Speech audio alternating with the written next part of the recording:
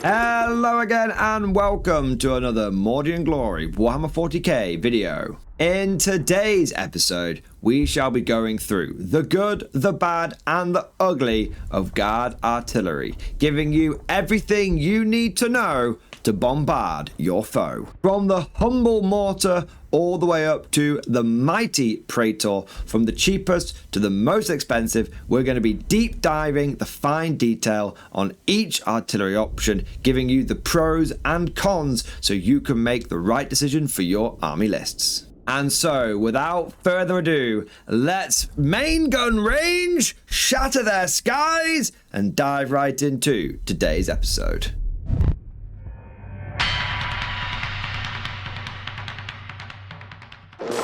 Let's begin with the lightest and cheapest option that we have, the heavy weapon squad. Now, strictly speaking, heavy weapon squads are not a purely indirect fire unit. You can take them with things like autocannons and las cannons, but their best option and their most common configuration is a heavy weapon squad with 3 more teams. The reason for this is heavy weapon teams are incredibly fragile. It's their number one disadvantage. They're only toughness 3, they've only got a 5 save, and they've got 2 wounds. Essentially, it's a squad of 6 guardsmen. It's actually less fragile than 6 guardsmen because any damage to weapons, like a heavy bolter, will kill a base with each shot. So they've got no defensive profile worth a damn. Their weapon is also, on the surface, not very good. It does have blast and heavy and indirect fire, and it does have a 48-inch range, but it's only D6 shots, which can be very swingy, and it only hits on a 5+, and it's strength 5, AP 0, damage 1. That's not a huge amount of punch. What makes mortar heavy weapon squads a favourite amongst guard players to this day, even with more powerful options, even with new things like the field arms batteries come out, you'll still see people taking lots of mortars, and they're not a bad choice because A, they're very, very cheap. At 60 points a base, it's a great way of fulfilling your indirect fire options without breaking the bank, and B, they can throw a lot of shit at the wall. Each mortar is D6 shots. That means if you have 3 of them in a squad, that's 3d6. Each mortar benefits from blast. So even if you're going into a 5-man squad of something, some minimal objective holding token unit, you're getting +3 shots, +1 for each blast mortar. So that's 3d6 +3. Suddenly they're not so swingy. Suddenly there's a bit of reliability coming in there. You shoot at a 10-man squad, I would argue one of the most common squad sizes in the game. There's a lot of units out there like Tau which have a minimum squad size of like 10 these days. Well, that's 3d6 +6 shots. And if you start going into some ridiculously sized hordes, you could be getting 3d6 +12 shots. And that's from one mortar team. You can take 3 of these guys for 180 points. For the price of 1 manticore, which we'll get to later on in this episode, you can get 9 mortars. Now, these artillery pieces are going to perform very different functions, and the manticore is going after bigger targets, but it just gives you an idea of how many numbers, how much crap you can throw down range with your mortars. So overall, their advantage is that they're cheap and they put out a lot of shots. Their disadvantage is that they're incredibly fragile and they don't do a huge amount of damage, even with that amount of shots. Really, their principal target should be light infantry, even with things like born soldiers. So when they stay still, they get auto wounds. The lack of AP is going to make it difficult for them to go after armored targets. Light infantry is their ideal victim, as it were, and at a push you can go after things like marines, but anything strong, like any vehicles, anything with greater than a 3 save, like a 2-up save like Terminators, then really going to drop off in terms of effectiveness. There's 3 other things you need to take into account with heavy weapon squads. Firstly, their covering fire ability doesn't work with mortars. As per the FAQ, you can no longer use Overwatch on indirect fire weapons. Used to be great because you could essentially get a free round of shooting in your opponent's turn with your mortars. Now you can't do that anymore. Secondly, they've only got a ballistic skill of 5+. This means that in order for them to hit at a reasonable level, like a 4-up, you need an officer. That's going to cost you points. Heavy weapon squads start off cheap, but they have some hidden costs the case of officers, and also sentinels to use daring recon. But the last factor is a positive one. We always want to end on a good note with the unit. They're really good in low-level games. If you're playing 1,000 points and you know that the terrain is going to be dense and that you don't have the luxury of being able to like cut out your artillery, and you need some indirect fire, but you don't want to take away from your infantry, you don't want to take away from your tanks because you know they're going to be vital as well, being able to just pop in a mortar squad or two is amazing. It allows you to go after those low-level units that your opponent's hiding without compromising the other areas of this, especially at low points levels when every point is precious. Moving up the food chain somewhat, we have the Field Ordnance Battery. Like the Heavy Weapons Squad, technically not just an indirect fire unit. You do have the Heavy Lance Cannon and the Malleus Rocket Launcher, which are both direct fire options. However, like with the Heavy Weapons Squad, you're probably going to default to the Bombast Field Guns because these guys are still quite fragile. Sure, they are toughness 5 versus toughness 3 on a Heavy Weapons Squad, and they've got a 4 save and they've got 6 wounds. This will make them more resilient to small arms fire, but any decent kind of anti-tank is just going to pick a base up in a heartbeat. As is the case with pretty much all artillery, your best defensive bet is to not be seen. Like Monty Python, how not to be seen? Hide behind a big Makov L-shaped ruin. Now the Bombast Field Gun is blast, it's heavy, it's indirect fire, and it's got a 48-inch range. It also fires D6 shots, and it's got a ballistic skill of 5+. It's pretty much identical to a mortar up until this point, and you can kind of think of it as a big mortar.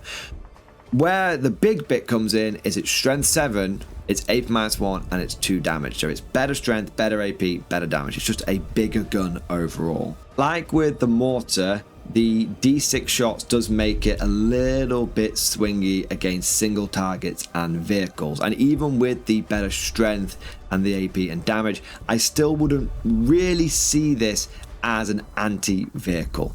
It's still anti-infantry.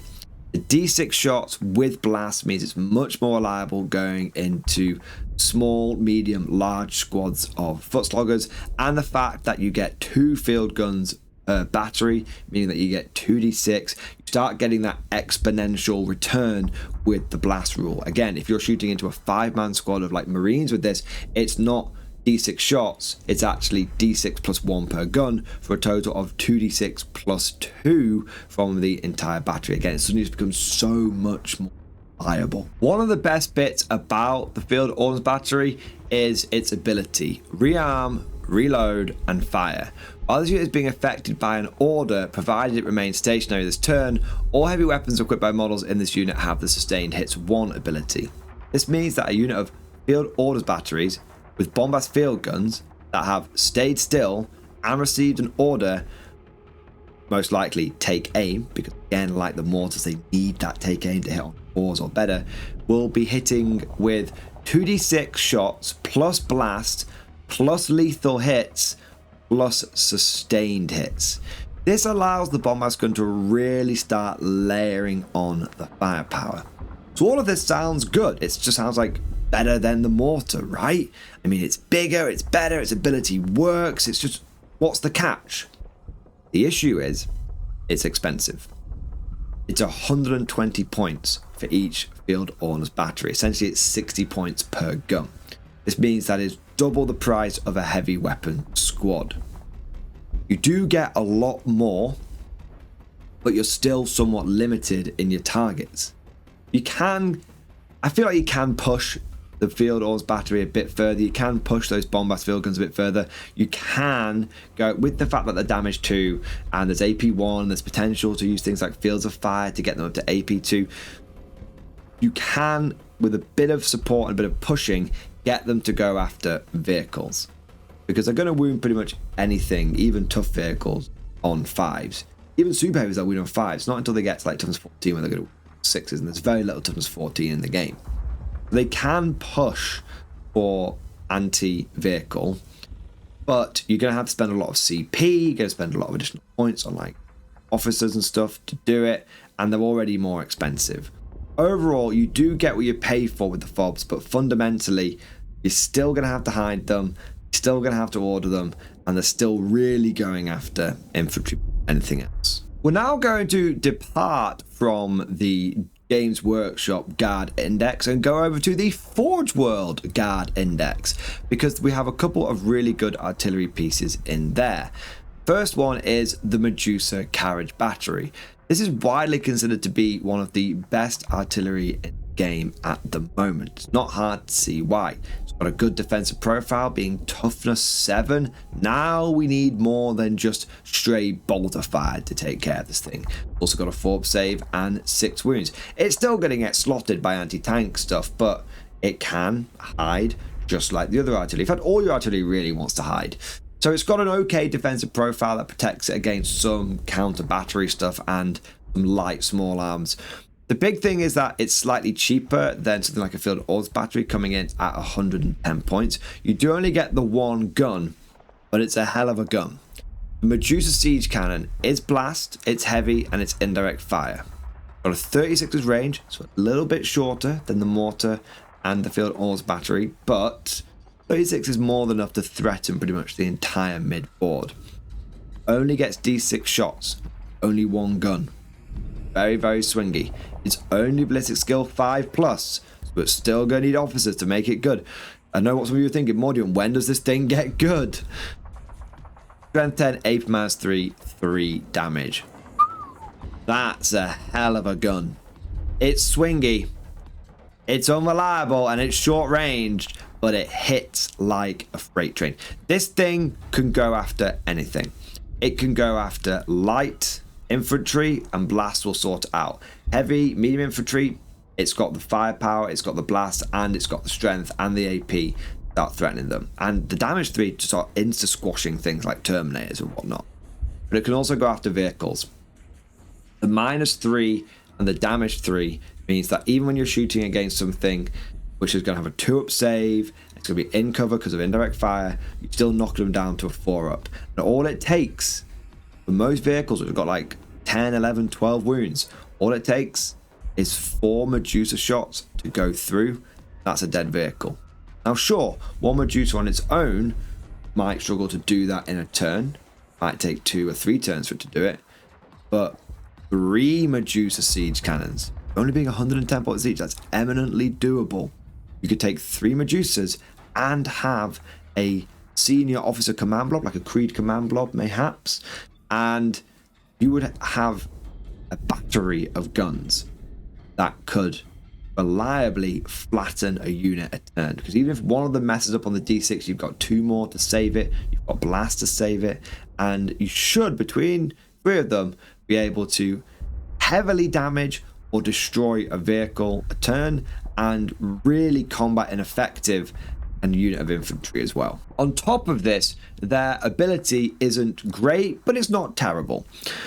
Siege Bombardment. In your shooting phase, after this unit has shot, select one unit hit by 1 or more of these attacks. The enemy must take a battle shock test. Now, they have to keep doing this. If you hit them with 1 Medusa and they pass, then when you hit them with the next Medusa, they have to make it again. And you hit them with the 3rd Medusa, they have to try and make it again. So you can force someone just by making them take battle shock test after battle shock test to eventually fail it.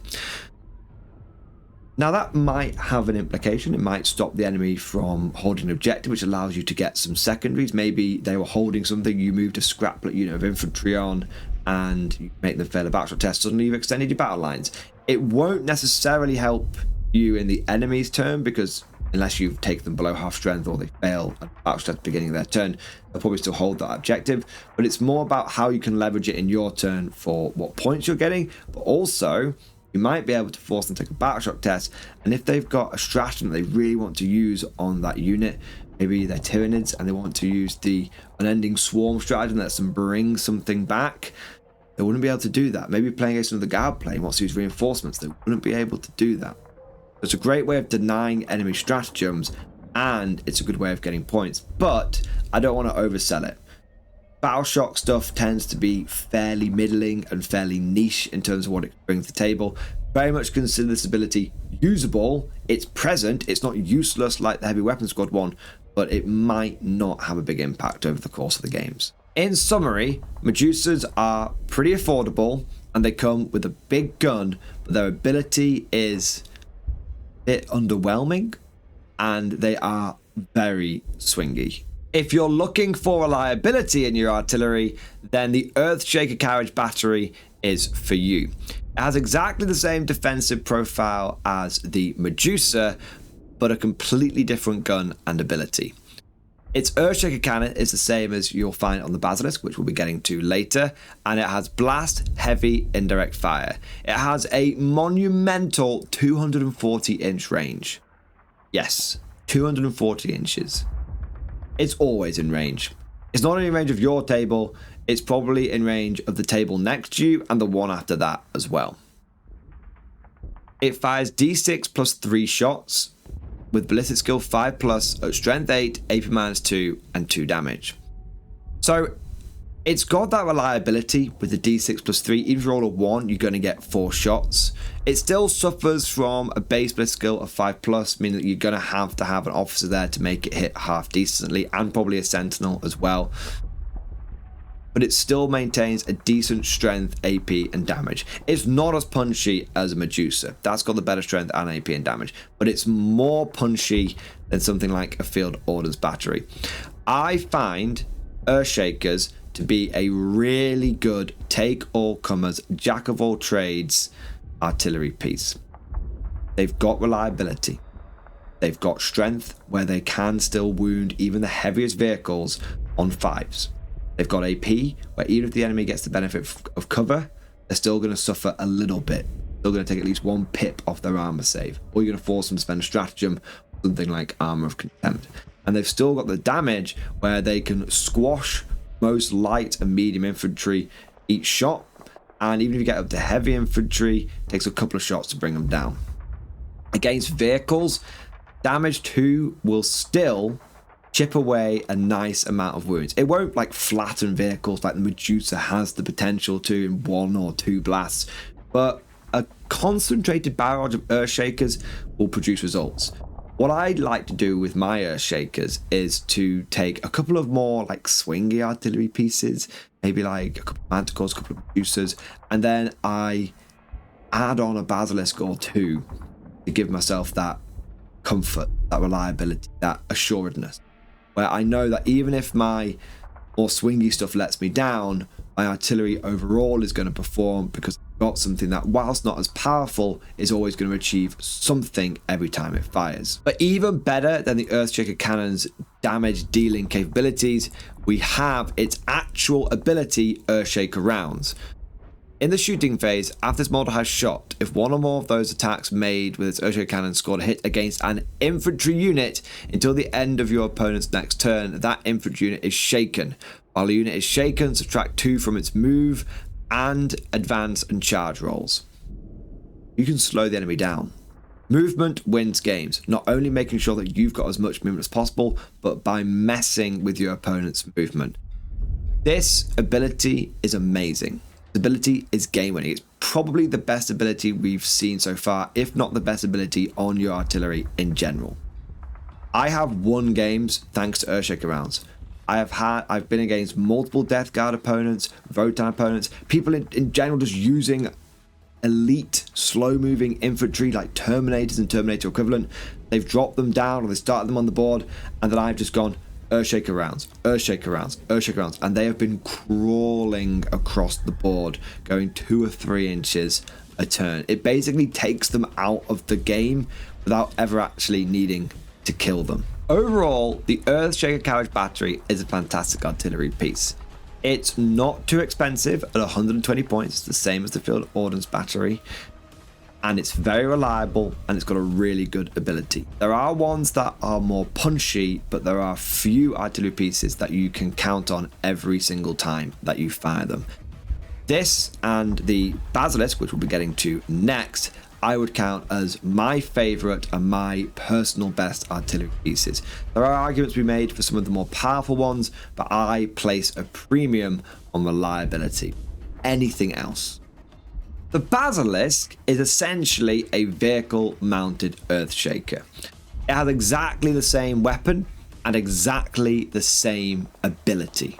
The main difference is its defensive profile and its ballistic skill. So the Basilisk has a movement of 10. Now, often you're not going to move your artillery because you want to stay still for like lethal hits and stuff. But there will be times when you might need to move it onto an objective in a desperate gamble. There might be times when you need to get that direct fire off for some reason or another. There might be times when you just need to move away from an enemy threat. Movement 10 can help you get out of dodge. It's toughness 9 with a 3-up save and 11 wounds, meaning that it's very resistant to counter battery fire. A lot of enemy artillery, if they take it at all, a lot of indirect fire for other factions has been nerfed, tends to cap out at about strength 8. They tend to have guns that are similar to the Earthshaker cannon, but that means they're wounding you on 5s, and they often don't have the lethal hits that Guard have. So I find that Basilisks are great if you're worried about enemy artillery and you need something that can be resistant to that counter battery fire. The big thing about the Earthshaker cannon on the Basilisk is that it has exactly the same range and abilities and blast, having fire, blah, blah, blah. The big difference is its ballistic skill 4+ base. This means it does not need an officer to make it work. And if you do have an officer, you're starting to get your artillery hitting on 3s. And if you've got sentinels nearby, you could be hitting on 2s, rerolling 1s. This is the huge advantage that your vehicle artillery has over your infantry based artillery. At best, your infantry stuff will be hitting on 3s, rerolling 1s.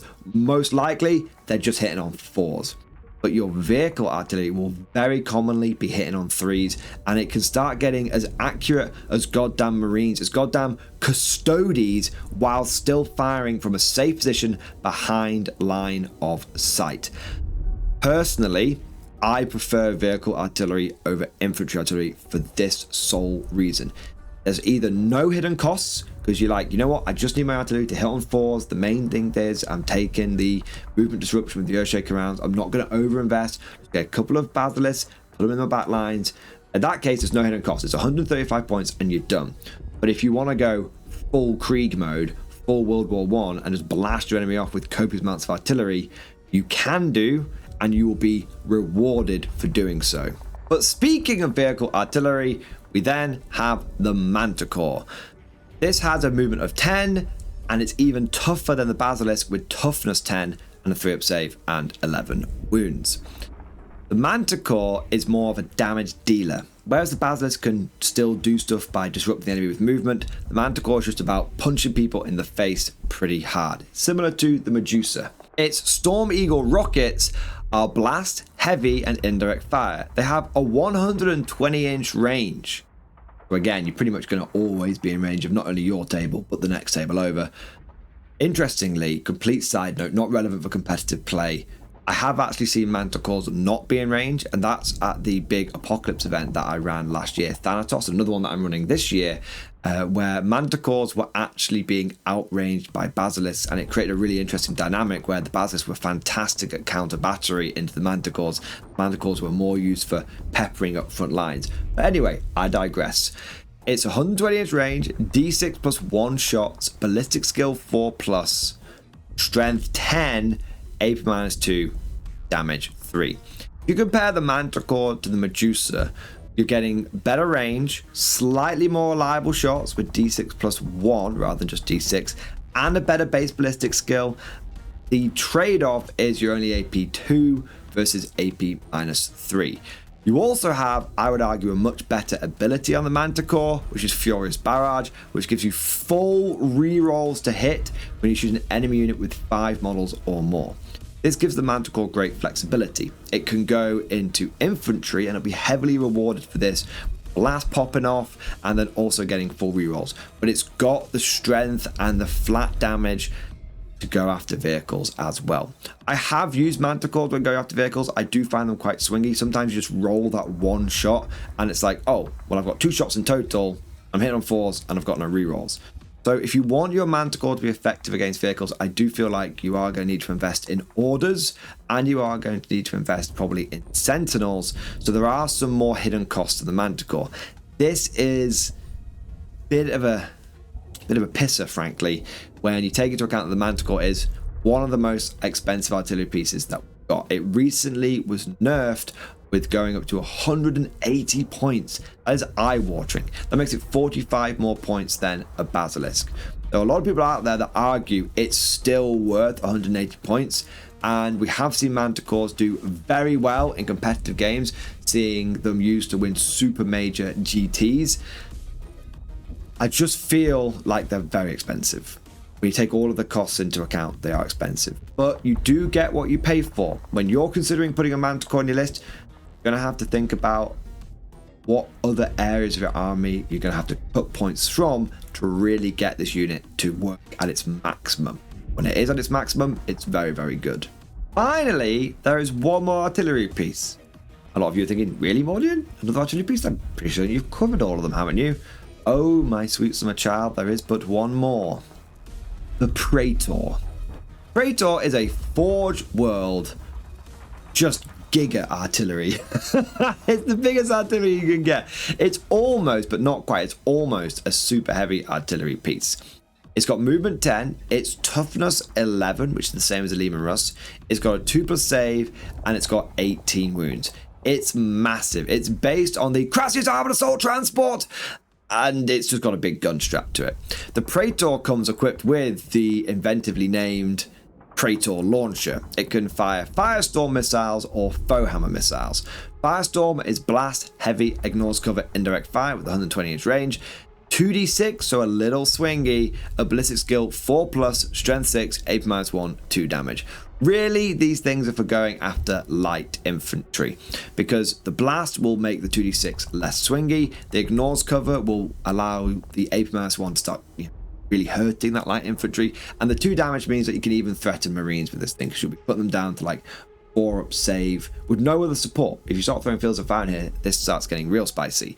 With no save, no other support, this thing can put people down to a 4-up save, and with flat damage to it, it'll start squashing Marine squads. Or you can go for the Foehammer missiles, which are the anti-monster, anti-vehicle, literally option. They've got anti-monster 4+, anti-vehicle 4+, blast, heavy, and indirect fire. You've got 120-inch range, D6 +1, so a lot less maximum shots, but a little, or basically the same minimum shots. Ballistic skill 4+, they're only strength 4, AP -2, 3 damage.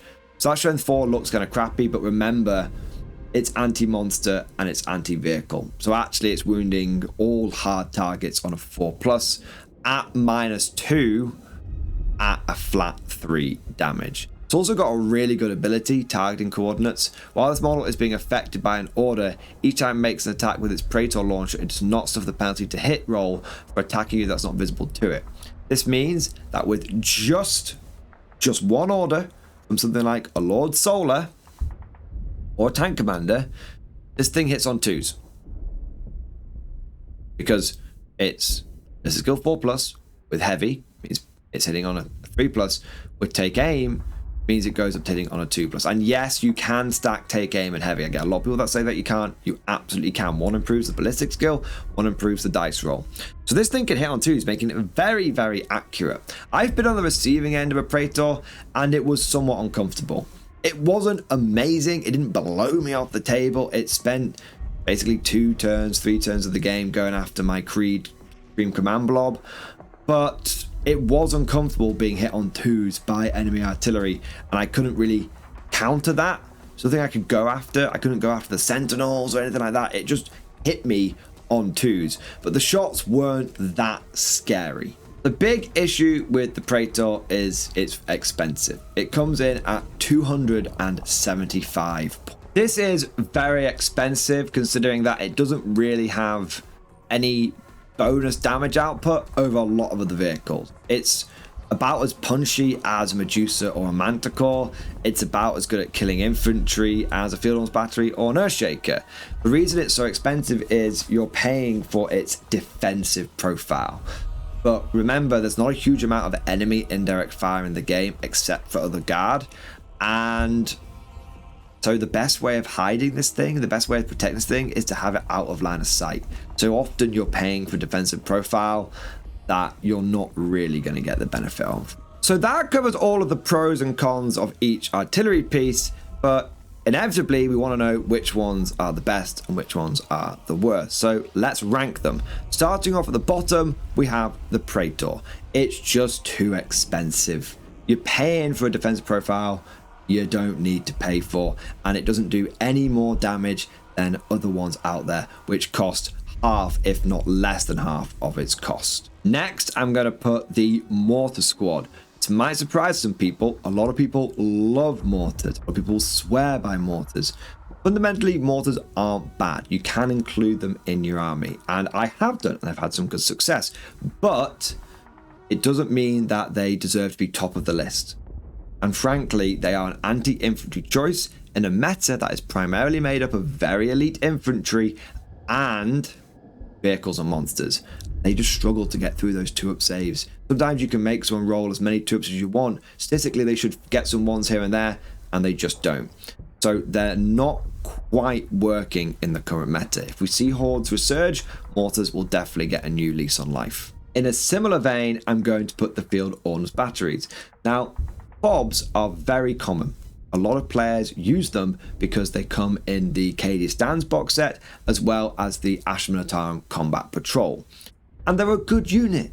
Just because they're this far down the list doesn't mean they're bad. Honestly, all of the Guard Artillery is pretty good. But there are better options than them.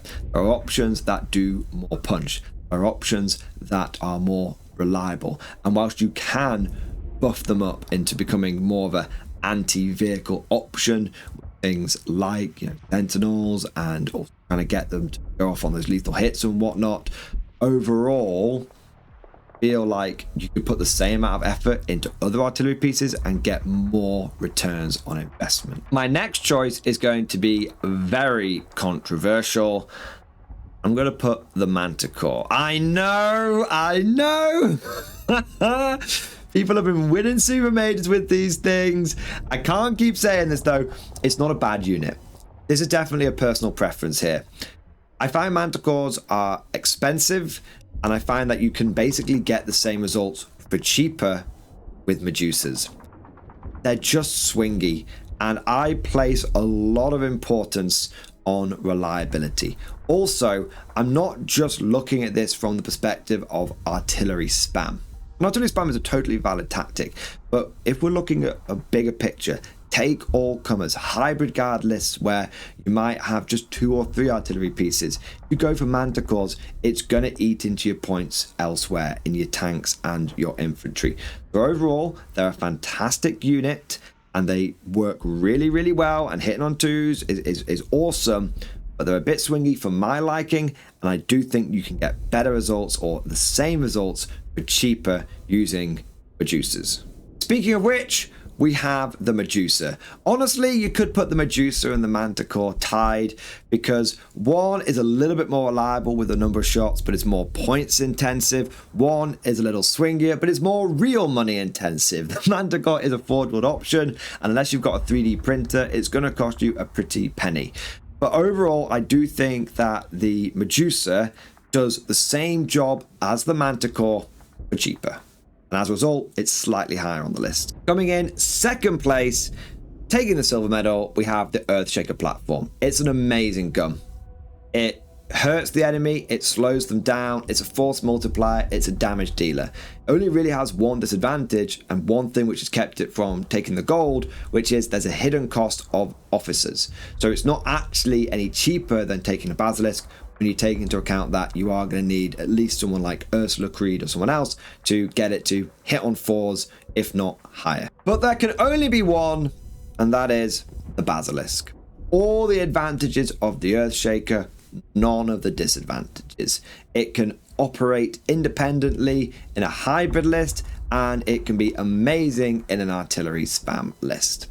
It's just the whole package.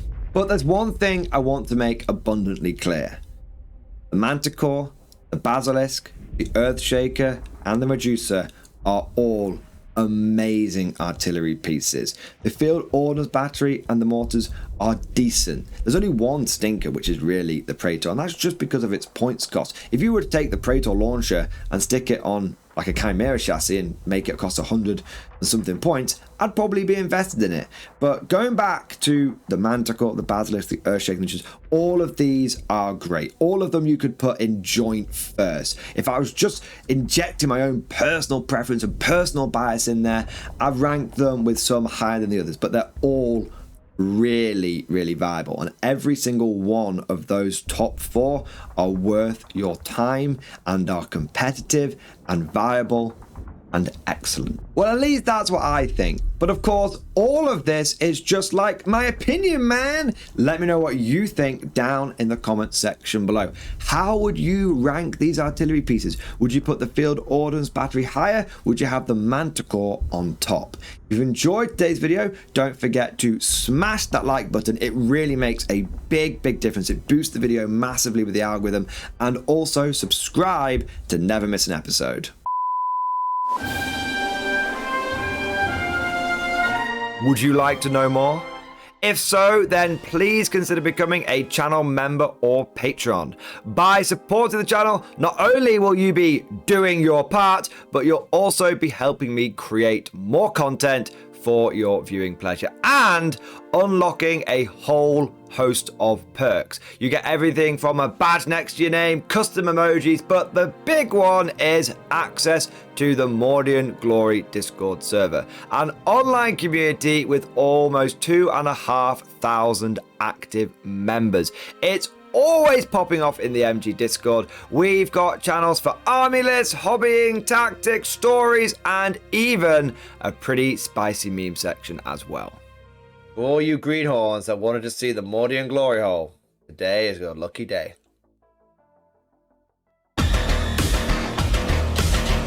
And joking aside, I do want to say a massive thank you to all of the current channel members and patrons. You guys are amazing, truly the lifeblood of the channel. I could not do Mordian Glory full-time without the incredible and generous support of my members, so thank you guys so much. And last but certainly not least, I want to say a personal thank you to all of my top tier Patreons. These are the War Masters, the people who have truly gone above and beyond the call of duty. So a heartfelt thank you to Alex Dengal, Bon Vert, Mad Larkin, Marcus Roberts, Mark Panconi, RJ Scorpion, Swordfish Trombone, Try Again Bragg, John Stubbs, Nick Wolf, Diesel Fox, and August Barney. Seriously guys, thank you from the bottom of my heart. Your support is incredible and it makes a huge difference. Thank you so much. That's all for now. Hope you've all enjoyed today's video, and of course, as always, see you guys next time.